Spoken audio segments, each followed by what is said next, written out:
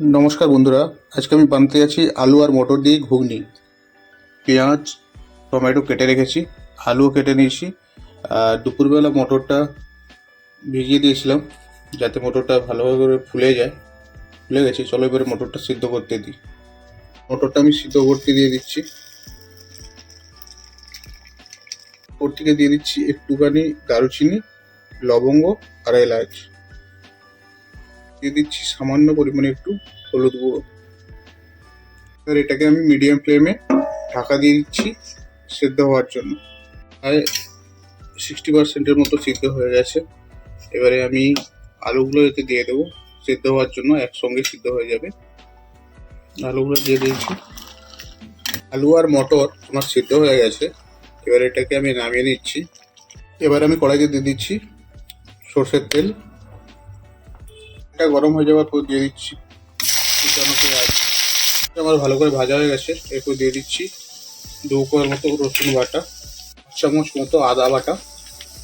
দিয়ে আমি ভালো করে ভেজে নেব।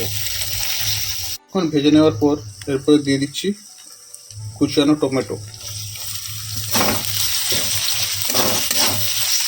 দিয়ে দিচ্ছি স্বাদ অনুসার লঙ্কা বাটা। যারা একটু ঝাল বেশি খেতে পছন্দ করে তারা বেশি লঙ্কা দিয়ে, আর যারা কম দিয়ে। এরপর দিয়ে দিচ্ছি হলুদ গুঁড়ো, একটু জিরে গুঁড়ো, একটু চাট মশলা। আমার ভালো করে ভাজা হয়ে গেছে, তাই দিয়ে দিচ্ছি অল্প পরিমাণে জল, গরম জল। আমার কষানো হয়ে গেছে। এবারে সেদ্ধ করা আলু আর মটরটা দিয়ে দেবো। এতে দিয়ে দেবো পরিমাণ মতো লবণ। আলু আর মটরটাকে ভালো করে মশলাতে কষিয়ে নিচ্ছি। মটর আর আলুটা আমার ভালো করে কষানো হয়ে গেছে। আমি এবারে এতে দিয়ে দিচ্ছি গরম জল।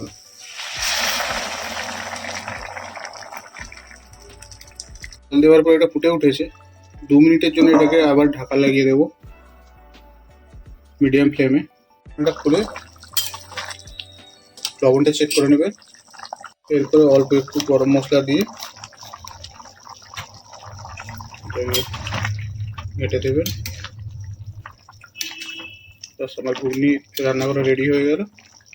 চলো এটাকে আবার নামিয়ে নিই। আবার দেখা হচ্ছে অন্য একটা নতুন রেসিপিতে। যদি রেসিপিটা ভালো লেগে থাকে অবশ্যই লাইক, কমেন্ট, শেয়ার করে দিন।